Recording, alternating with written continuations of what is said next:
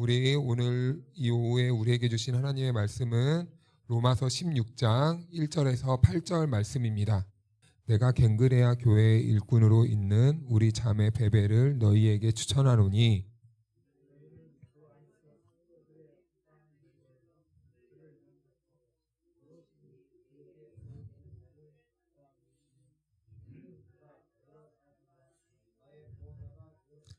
너희는 그리스도 예수 안에서 나의 동역자들인 브리스가와 아굴라에게 문안하라.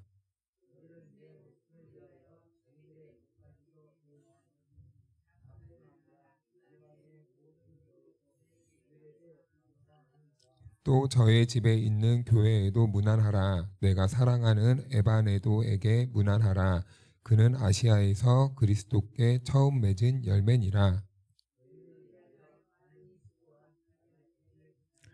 내 친척이요 나와 함께 갇혔던 안드로니고와 유니아에게 문안하라. 그들은 사도들에게 존중이 여겨지고 또한 나보다 먼저 그리스도 안에 있는 자라.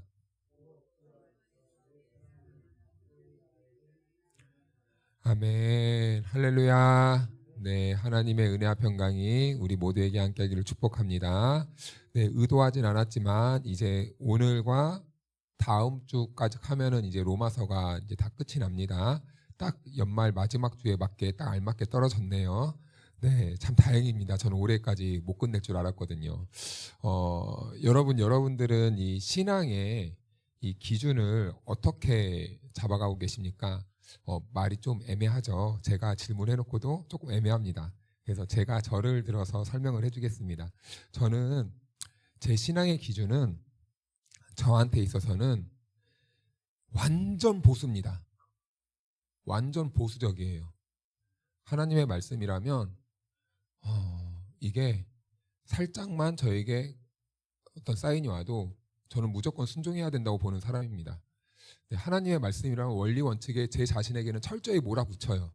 네, 그런데요, 타인에게 있어서는요, 생각보다 제가 원리 원칙적이진 않아요. 이랬다가 저랬다가 왔다 갔다 줏대도 없는 사람처럼 보입니다. 왜냐하면은 이 상대방에 있어서는 항상 이 상황이란 게 다 다르거든요. 그래서 내가 가진 이 보수의 원칙을 들이밀 수가 없더라고요. 그런데 사실은 이게 교회 안에서도 그런 것 같습니다. 저는 제 신앙에 있어서 원리 원칙이고 또 개인적으로 있어서는 굉장히 한없이 풀어주는 이런 모양인데, 그런데 문제가 하나 있더라고요. 교회 공동체 안에서는 교회 공동체를 교회로서 하나의 공동체로 묶어서 세워나가기 위해서는 또 다른 이런 모습이 필요하더라고요. 그럴 때는 제 기준도 아니고 제가 너무나 이렇게 사랑하는 마음으로 너그럽게만 할 수 없고 이 공동체 안에서는 질서라는 게 또 필요하더라고요. 그런데 그 질서를 세워나가기 위해서는요, 무엇을 기준으로 하냐면 아까 우리 장로님께서 광고 시간 때 저희 통합 측 그 헌법이라는 것을 말씀해 주셨습니다. 우리 교단은요, 대한예수교 장로의 통합이에요. 그쵸? 통합 측입니다. 합동 측과 통합 측, 대한예수교 장로교회는 크게 합동 측과 통합 측이 있는데 원래는 하나였어요. 그런데 약간 미묘한 갈등으로 인해서 합동 측과 통합 측으로 갈렸습니다. 우리는 그 갈라진 이 분파 중에 통합 측에 속해요. 그런데요, 이 통합 측에는 하나의 기준이 되는 이 법이 있습니다. 그래서요, 이 법을 최대한 그 울타리 안에 있어야 사실은 분란과 분쟁과 나중에 이 문제거리가 발생하지 않아요. 그래서 웬만하면이란 말도 좀 이상하네요.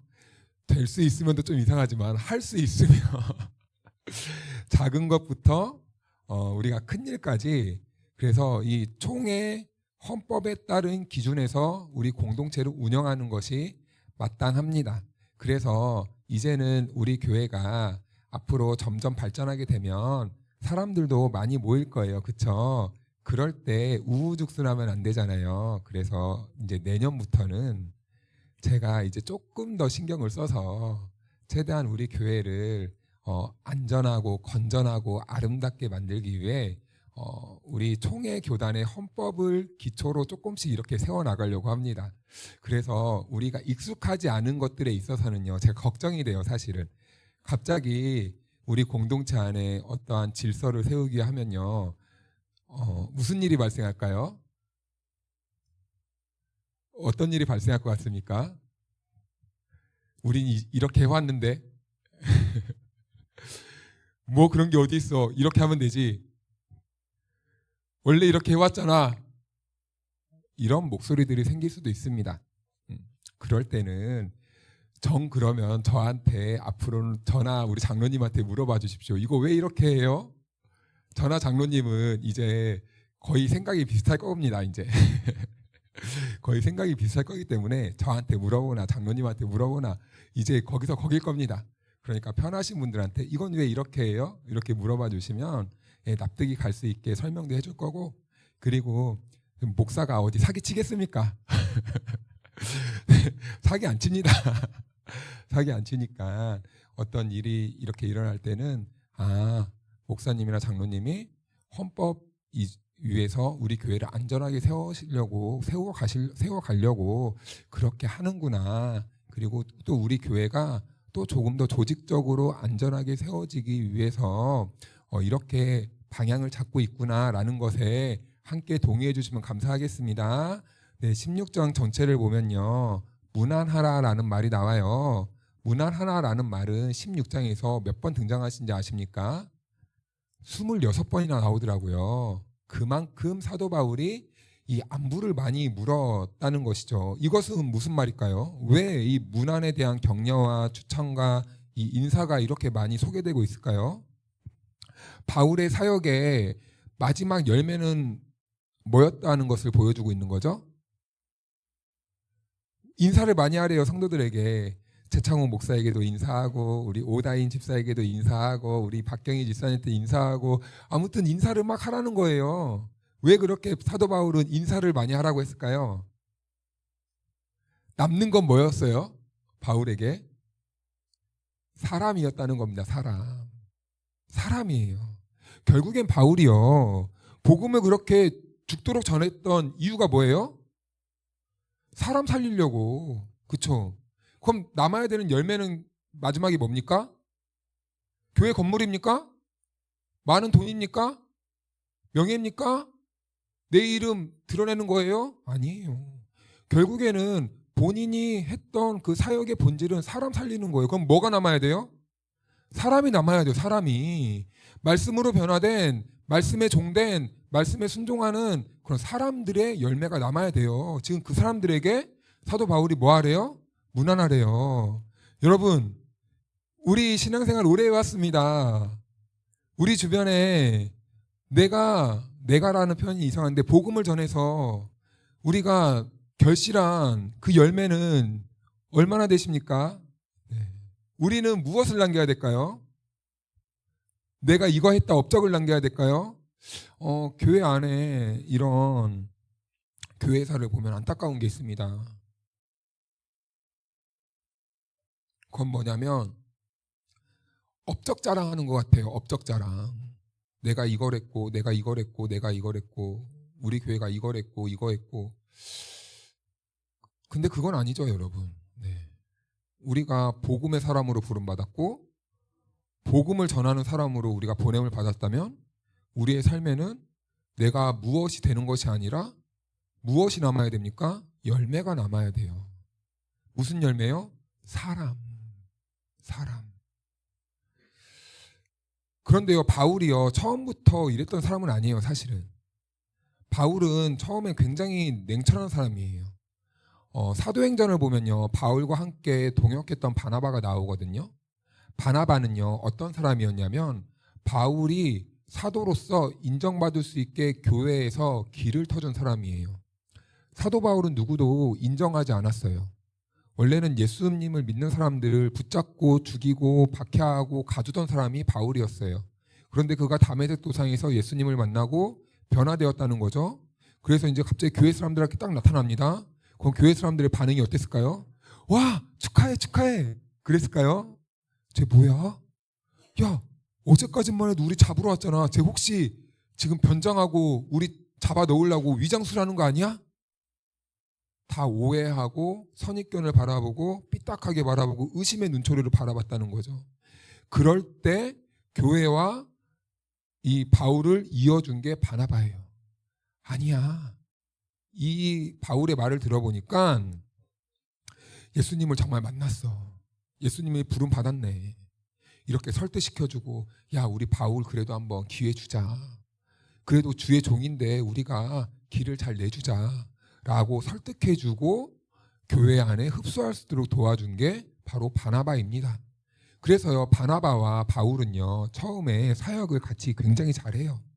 그래서 열매도 굉장히 많이 맺습니다. 그런데요, 이 둘의 결정적으로 갈라서게 되는 그 지점이 하나 있었어요. 그것은요, 우리가 성경 보면 마가복음 있죠? 그 마가복음을 기록한 마가 요한 때문에 그랬습니다. 마가 요한은 누구냐면 바나바의 생질이에요. 조카죠. 조카입니다. 그가요, 처음에 사도 바울이 1차 전도여행을 떠날 때 같이 따라 나섰어요. 예수님을 믿는다는 그 열정으로. 근데요, 이거 웬걸요? 막상 가니까요, 힘이 드는 거예요. 왜냐하면 마가 요한은요, 여러 가지 추적을 해보고 한번 그 흔적을 발견해 보았을 때 굉장히 부잣집 도련님으로 생각을 합니다. 부잣집 도련님의 그 특징은 뭐죠? 고생을 안 해봤어요. 그런데 복음을 전할 때 산도 넘어야 되네요. 바다도 건너야 되네요. 그리고 엄청난 이 박해도 있네요. 고생 한 번도 안 해본 사람이 그리고 현실 앞에 놓여졌을 때 반응이 어땠을까요? 아이고, 못하겠네. 안 되겠다. 막 배멀미도 심하고 막 이 갑자기 어려움도 생기고 하니까 이 마가가 중간에 저 못하겠어요. 돌아갑니다. 예를 들면 마가와 바나바와 바울이 3명이 동역을 했다 쳐요. 그러면은 이 중에 한 명이 사라졌어요. 전력의 몇 프로가 사라진 겁니까? 3분의 1이 없어진 거예요. 힘을 받아야 될 때에 한 명이 소중한 그때에 한 명이 없어지면 어떻게 돼요? 힘이 빠지는 거예요. 그러니까 바울은요, 이 마가 요한에 대한 기억이 좋았을까요? 좋지 않은 거예요. 쉽게 포기하고 우리 공동체를 힘 빠지게 하는 그런 요소로 생각했다는 거죠. 그래서 그렇게 지나고 이제 1차 전도여행이 끝났습니다. 이제 2차 전도여행을 이제 시작하려고 해요. 그런데 마가 요한이 좀 돌아봤나 봐요, 자신을. 내가 왜 그랬을까? 그래서 2차 전도여행 때 슬그머니 다시 오는 거예요. 저희 삼촌, 저 이번에는요 안 돌아올게요. 저 그 선교 여행에 저 끼워주시면 안 될까요? 했어요. 그래서 이제 마가 요한이 그렇게 부탁하니까 바나바는 삼촌이잖아요. 삼촌이 조카의 눈을 봤을 때, 조카를 바라봤을 때 너 안 돼! 이랬을까요? 아니면은 그래, 다시 한번 해보자 그랬을까요? 바나바의 성격으로는 두 번째가 맞을 것 같아요. 그래서 알았다, 내가 바울에게 한번 말해줄게 하고 바울이 찾아가서 저기 마가가 다시 한번 도전을 해보려고 하는데 우리 데리고 갑시다 라고 한 거예요.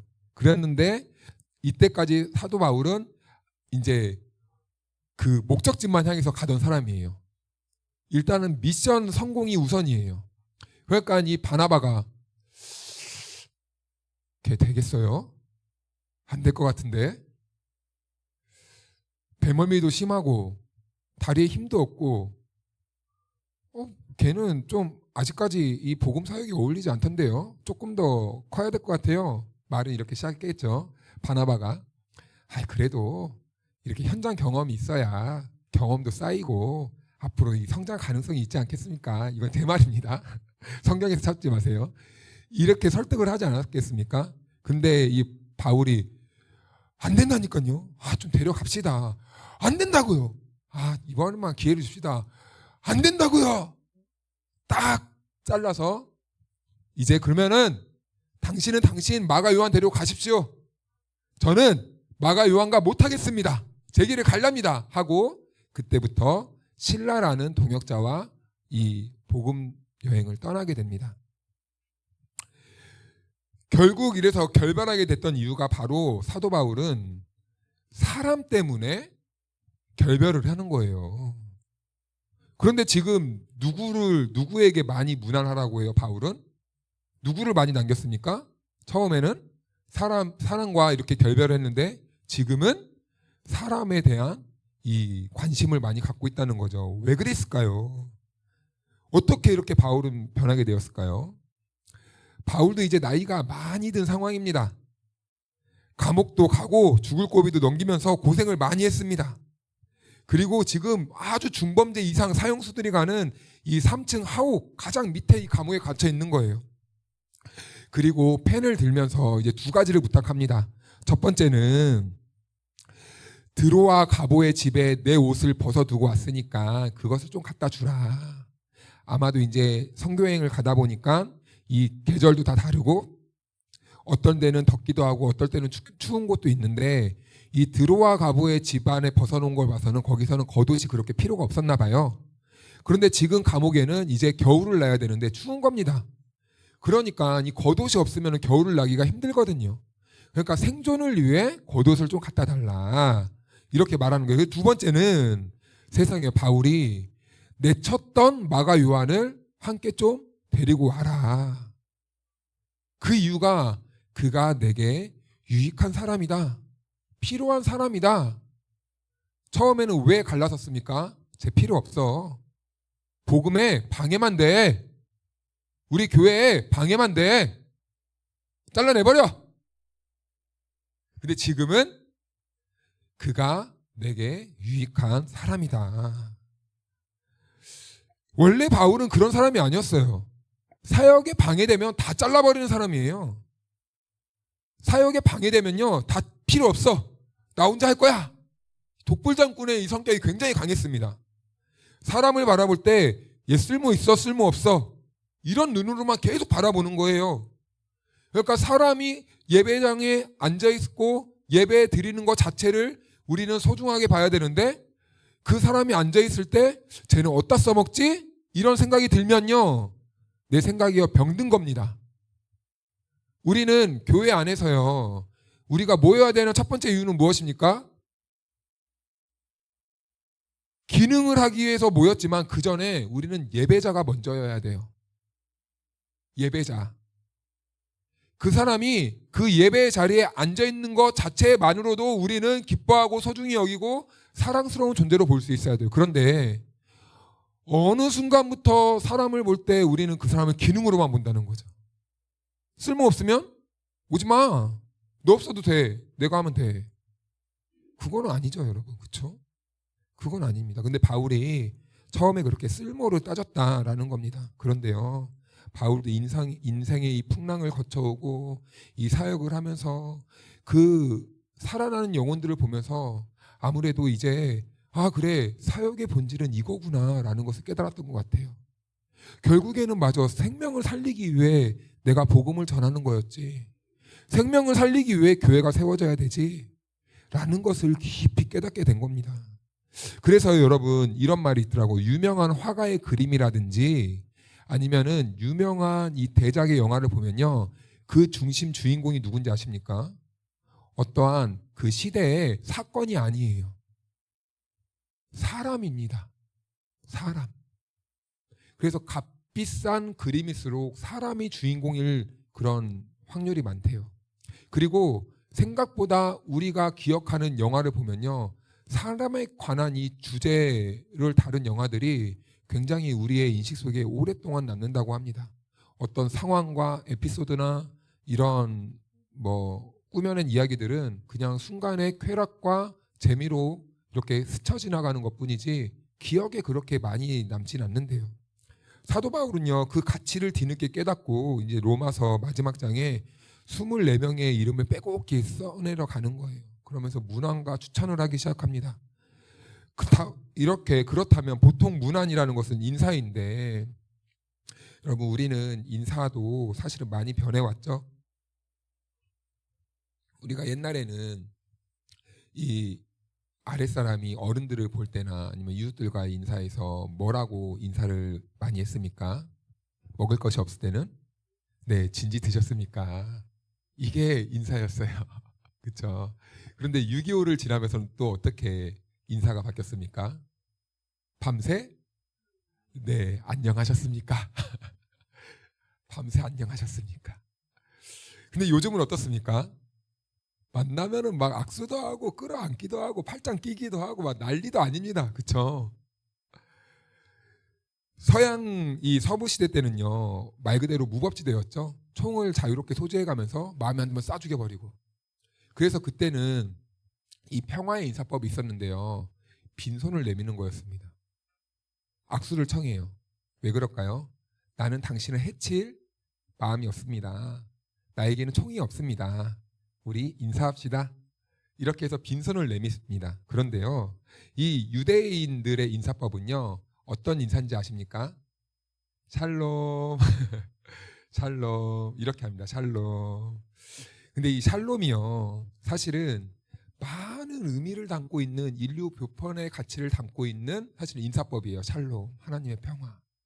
왜 그럴까요? 인류에게는 왜 샬롬이 깨어졌을까요?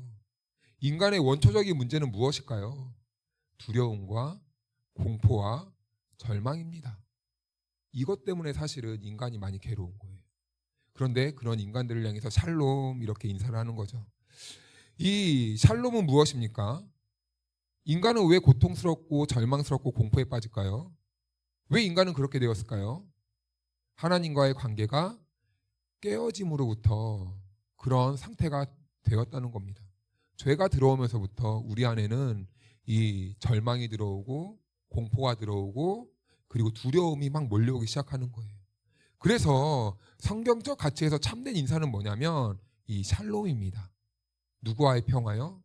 하나님과의 평화. 하나님과의 관계 회복을 말하는 거예요. 하나님과 이웃과의 화평을 말하는 겁니다. 그래서 유대인들은 인사를 할 때 샬롬이라고 이렇게 인사를 하는 거예요. 그래서 바울의 무난하라는 첫 번째는요, 기쁨과 행복과 그리고 평화가 담긴 이 인사입니다. 사실 사람이 슬프고 괴로운 것도 이 하나님과 이 샬롬 때문에 울기도 하고 고통스럽기도 하고 절망도 하는 것 아니겠습니까? 그렇다면 여러분, 질문 하나 드리겠습니다. 세상적인 행복이란 무엇일까요? 집이 없는 사람이 집이 생겼을 때 행복합니다. 그런데 그 행복은 얼마나 갑니까? 금방 사라지죠? 또 다른 집이 들어오죠? 네, 이게 우리 인간이 가진 한계입니다. 네, 그 평안이 영원하지 않아요. 그리고 먹고 살만해지면 이제 사람의 몸이 어떻게 되죠? 병이 생깁니다.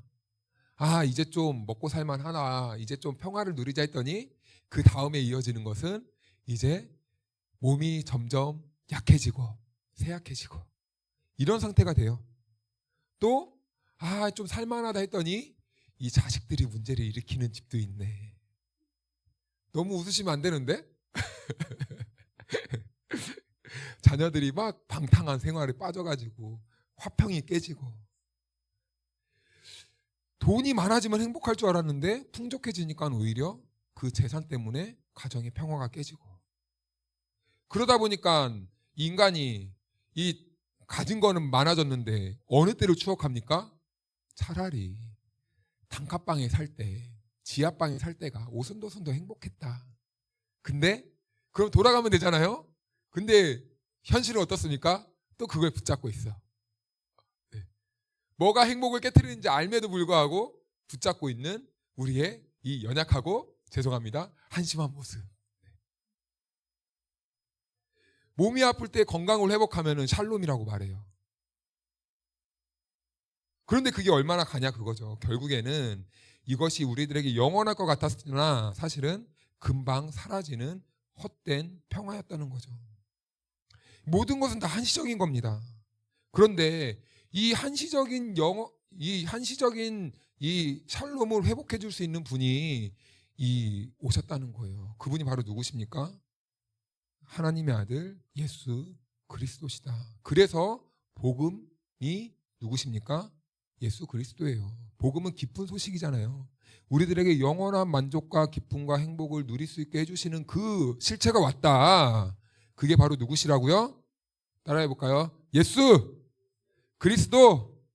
네. 그래서 예수님이 우리 안에 오잖아요. 그때부터는요, 괜찮아지는 거예요. 그때부턴 다 괜찮아지는 거예요. 그래서 우리는 예수님을 만난 후부터 하나님 나라 갈 때까지 누구만 바라봐야 됩니까? 예수님. 그리고 우리 이웃들, 사랑하는 가족들에게 가장 먼저 전해야 될 분이 있다면 누구십니까? 예수님. 복음이시니까요. 그래서 제가 지난번에 금요기도 때 말했던가, 우리 인생은 언제부터 시작입니까? 60부터입니까? 80부터입니까? 아니죠. 우리는 인생은 60부터도 아니고, 네.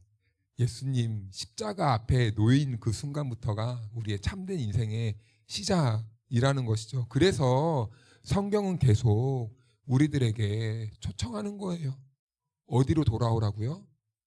십자가로 돌아오라. 복음으로 돌아오라.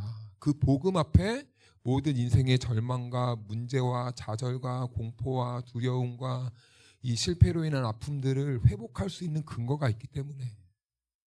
사랑하는 여러분, 어려우십니까? 답답하시죠? 저도 그런데요. 살기 힘드시죠? 괜찮으십니까? 혹시 저와 같은 분이 있다면 오늘부터 저와 여러분들 모두가 다 십자가 앞으로 돌아갈 수 있기를 주님으로 축복합니다. 그 십자가 앞에 모든 인생의 답이 있는 거예요. 그래서 바울이 성도들에게 문안하라 이 명령한 것은요, 단순한 그 인사 차원이 아니라 복음으로, 예수 그리스도의 이름으로 가는 곳마다 그 평화의 복음을 전하라 라는 이 선교적인 메시지가 담겨 있는 거예요. 그래서 1절 말씀을 보니까 이렇게 말씀하네요. 내가 갱그리아 교회의 일꾼으로 있는 우리 자매 베메를 너희에게 추천하노니. 갱그레아는 고린도 지역을 말합니다. 근데 이 고린도 교회에 누가 있었냐? 베베가 있었어요. 베베라는 이름은 빛나는 존재입니다. 그런데요, 그 빛나는 존재 베베를 향해서 우리 자매라고 말하는 거예요. 이건 무슨 말입니까? 우리 가족. 그 베베는 우리 가족이야 라고 이렇게 말을 하는 거죠. 그렇다면 베베는 사도 바울의 사역에서 어떤 역할을 했는지 보니까 우리 2절을 같이 한번 읽어볼까요? 시작.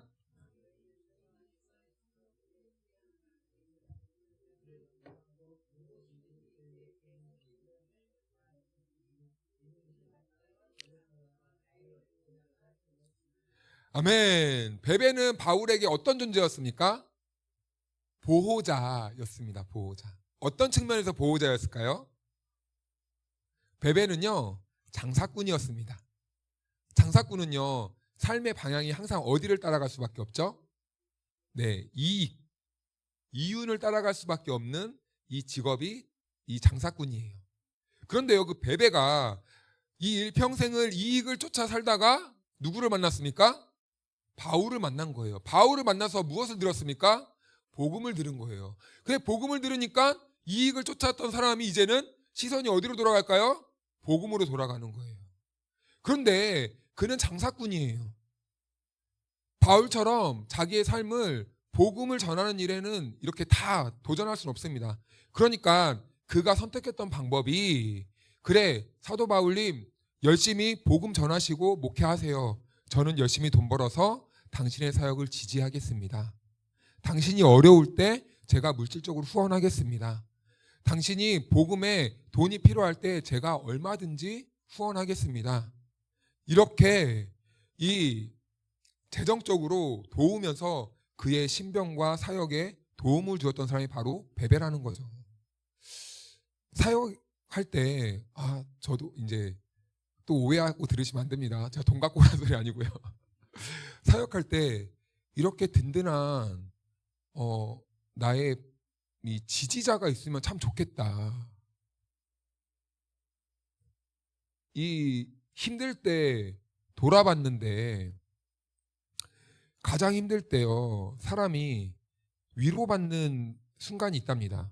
힘들어서 뒤를 돌아봤는데 누가 있어요? 내 편 한 명만 있으면 된대요. 내 편 한 명. 세상이 나를 공격하고 막 찌부를 시켜도 딱 뒤를 돌아봤는데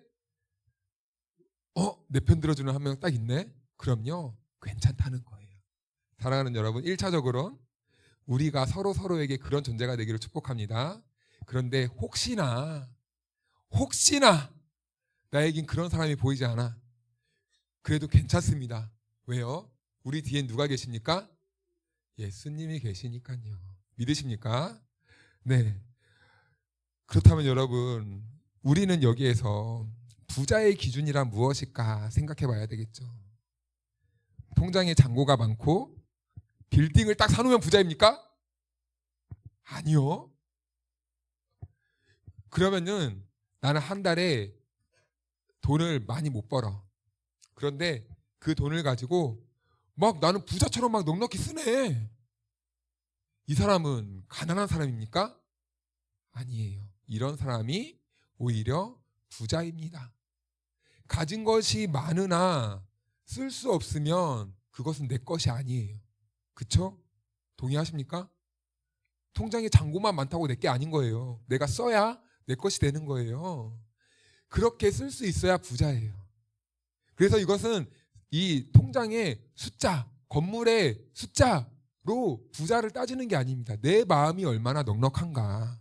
이것이 참된 부자라는 것이죠. 그래서 베베는 복음을 듣자마자 내가 왜 돈을 벌어야 되는지 가치관의 전환이 생겼고, 이제는 그 물질을 아낌없이 용기 있게 쓸 수 있는 그 믿음이 생겼다는 겁니다. 그래서 베베에게 문안하라. 3절 말씀을 보니까 이 브리스가와 아굴라 부부가 나옵니다. 아덴에서 복음을 전하다 고린도로 쫓겨나요. 그런데 이 부부가 바울과 같이 이 동종업계에 있었어요. 천막 만드는 일을 했어요. 처음에 이 둘은 이 합력하려고 만났던 건 아닙니다. 바울도 쫓겨갔어요. 떠밀려 갔는데 고린도 지역에 가니까 이제 먹고 살 생계 때문에 이제 같이 이 천막 만드는 일 하러 가는 사람의 그 가게에 가서 이제 일을 했습니다. 그런데 거기에 주인장들이 브리스가와 아굴라였어요. 그래서 바울이 거기서 복음을 전하죠. 복음을 전했는데 웬걸요? 이 사람들도 복음을 아는 거예요. 근데 어떻게 복음을 알았냐? 이 사람들이 처음에 로마 사람들이거든요. 그리고 이 부인은 귀족 출신이에요. 남자는 이 그리스도인이었고, 그렇게 이루어질 수 없는 사랑을 해서 이 로마에서 예수를 잘 믿고 있었는데, 갑자기 그때 당시에 황제가 야, 예수 믿는 사람들 다 쫓아내, 이런 칙령을 발표합니다. 그래서 이 부부도 쫓겨나간 곳이 바로 고린도예요. 바울도 쫓겨났고 이 부부도 쫓겨났는데, 거기서 하나님의 오묘한 섭리로 그곳에서 서로 만나게 하고 동역하게 하고 복음을 전하게 하고, 결국에는요, 그 가정이 어떻게 되는지 아십니까? 최초의 고린도 교회가 돼요. 하나님의 섭리는 참 놀랍죠. 그래서 여러분, 우리 옆에 있는 사람이 바로 그 사람입니다. 하나님이 만나게 한 사람. 우리 가정 안에 있는 사람이요, 누가 만나게 한 사람입니까?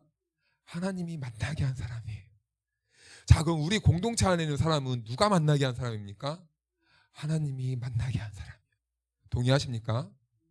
여러분, 미우나 고우나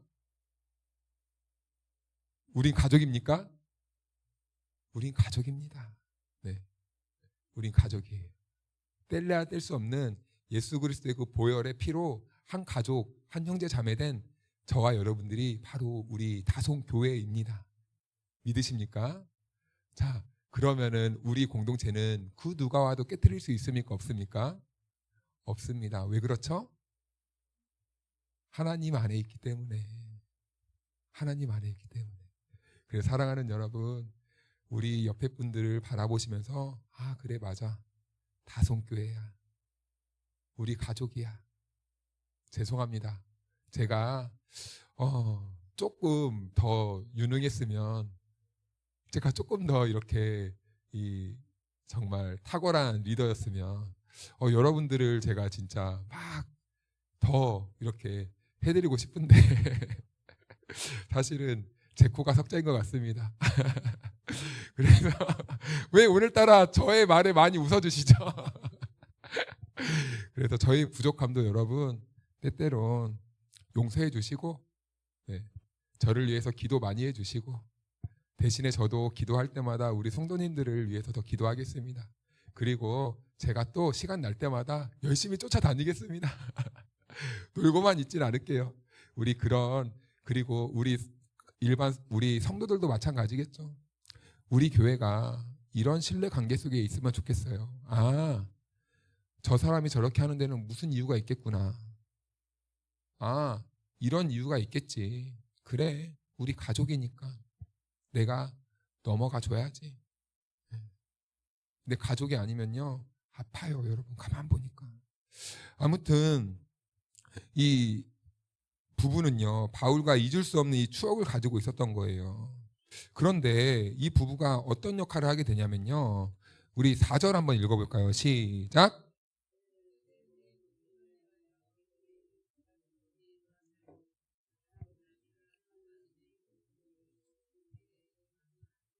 아멘. 바울이 복음을 전하는데 세상에 이 부부가 뭐까지 걸었다고요? 목숨을 걸었대요. 목숨을. 자기의 모든 걸 다 걸었다는 겁니다. 여러분, 어떻게 이럴 수가 있죠? 넘넘이잖아요. 넘이잖아요. 남이잖아. 그런데 어떻게 이런 일이 가능합니까? 이 부부 역시 바울 못지않게 복음에 미쳐 있었던 거예요. 어떻게 하면 이 복음이 잘 전해질 수 있을까? 거기에만 몰두하고 있었던 거예요. 몰입했던 거예요. 그러니까 바울을 위해서라면, 하나님이 세우신 이 바울을 위해서라면 내가 뭐든지 다 할 수 있다. 물질도 아까우지 않고 이 목숨까지도 아까워하는 이 동역자들을 만난 바울은 어땠을까요? 행복한 거예요. 그러니까 이 바울이 지치지 않을 수 있었던 이유가 다 이런 이유인 것 같습니다. 지칠래야 지칠 수가 없었던 것 같아요. 왜요? 뒤를 돌아보니까 누가 있어요? 후원자들, 지지자들이 있는 거예요. 그러니까 세상이 아무리 반대해도 뚫고 나갈 수 있는 힘이 있는 거죠. 사실은요, 바울이 대단해서 바울이 아닙니다. 바울을 뒷받침해주는 사람들이 있었기 때문에 바울이 되는 거예요. 우리는 주인공만 바라보기 때문에 그 사람의 탁월함만 생각하려고 합니다. 그런데요, 사실은 자리가 사람을 만들고 지지해주는 사람이 그 사람의 응원을 먹고 그 사람이 담대하게 행동할 수 있는 거더라고요. 사람을 세우려면 그래서 이 지지자들이 항상 있어야 됩니다. 자기 혼자 뛰어난다고 해도 아무렇지도 않아요. 이 세상 돌아가는 거 봐봐요. 아무리 좋은 학교 나오면 뭐합니까? 정치하는 것만 봐도 지지자들이 없으면요, 큰 소리를 못 내요. 그런데 좋은 학교를 안 나와도요, 그 사람의 마인드와 그 사람의 비전이 너무 좋아서 지지자들이 불어나잖아요. 그럼 그때부터 큰 소리 치는 거예요. 힘이 생기는 거예요. 바울도 여러분 마찬가지입니다. 지지자들이 있었어요. 도와주는 사람이 있었어요. 그래서 바울이 될 수 있었다는 거죠. 그래서 여러분, 오늘은 여기까지만 하겠는데 우리 교회가요, 서로에게 지지해 줄 수 있는 관계가 되었으면 좋겠습니다. 우리 교회가요, 우리가 서로 나중에 하나님 나라 가는 그날까지 병상에, 이제 죄송합니다, 우린 다 하나님 나라 육체의 이 장막을 벗을 거니까 죽는 순간까지도, 그래, 내 인생에 최승희 권사님이 있어서 나는 목회를 잘할 수 있었다. 우리 오순식 장로님이 있어서 난 목회를 잘할 수 있었다. 난 이정달 집사님 때문에 맨날 교회 오면 좋았어. 왜 웃으시죠? 우리 이영국 집사님 때문에 내가 내 혈액형을 잃어버리지 않았어. 난 내 혈액형이 A형인 줄 알았는데 B형이라고 항상 가르쳐주고. 맞잖아요. 여러분, 우리가 이런 관계가 된다면 얼마나 행복하겠습니까? 그런 관계가 되기 위해서는 여러분, 가장 먼저 움직여야 될 사람이 누굴까요? 내가 먼저 그런 사람이 되어줘야 합니다. 내가 먼저, 우리 이영국 집사님은 맨날 저한테, 오늘 노가맘 집사 여기 곡성 갔어. 곡성. 아이고, 어디 갔어요 오늘은? 고흥 갔어. 항상 알려줘요. 자기의 존재를 항상 이렇게 어필해줘요. 목사님 B형, 나 A형, O형인가? 양띠, 그 예솜이 양띠. 나 양띠인지 몰랐어. 예솜이가 겸이가 뱀띠인지 몰랐는데 겸이 뱀띠라고 알려주고. 여러분, 안 잊혀지는 거예요. 네, 안 잊혀지는 거예요. 우리 교회가 이렇게 사람을 기억하고 사람을 사랑하고 사람을 존중해주고, 그래서 우리에게 남는 것은 사람이 남기를 주님의 이름으로 축원합니다. 우리 꽃들도 찬양하겠습니다.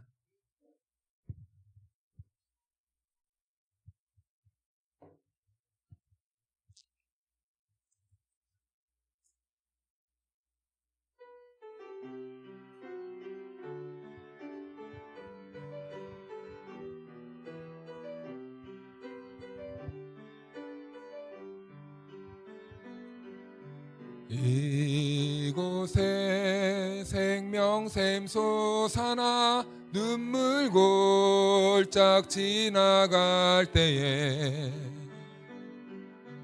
머자나 열매 맺히고 웃음소리 넘쳐나리라. 그날에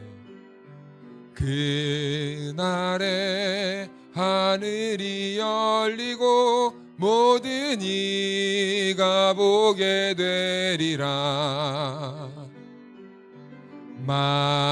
마침내 꽃들이 피고 영광의 주가 오시.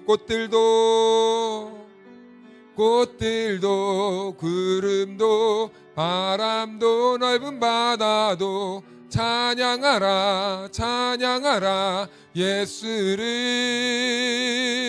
하늘을 울리며 노래해 나의 영혼아. 은혜의 주 은혜의 주. 꽃들도 구름도 바람도 넓은 바다도 찬양하라 찬양하라 예수를. 하늘을 울리며 노래해 나의 영혼아. 은혜의 주 은혜의 주 은혜의 주. 우리 이 시간 같이 기도할까요? 우리 시간 주신 말씀을 기억하면서 우리가 함께 기도했으면 좋겠습니다. 우리 교회가 사람을 많이 남기는 교회가 될 수 있도록 도와주십시오. 내가 누군가에게 기억이 남고 내가 누군가에게 도움이 되는 그러한 신앙인의 발걸음을 살게 해주셔서 우리의 삶과 우리 교회가 정말 많은 사람들의 이 열매를 남길 수 있는 이런 아름다운 정말 인간적인 교회가 될 수 있도록. 인간적이라고 말하니까 좀 이상하네요. 정말 사람이 귀하고 사람의 생명이 살아나는 그런 교회가 될 수 있도록 우리 같이 기도하겠습니다. 하나님 아버지 감사합니다. 지금은 우리 구주 예수 그리스도의 크신 은혜와 우리 하나님 아버지의 측량할 수 없는 사랑하심과 보혜사 성령님의 교통하심과 충만하심이 오늘 말씀을 붙잡고 말씀의 사람이 되어 말씀으로 열매 맺기를 결단한 성도 한 사람 한 사람 위에 영원토록 함께 해주시기를 간절히 축원하옵나이다. 아멘.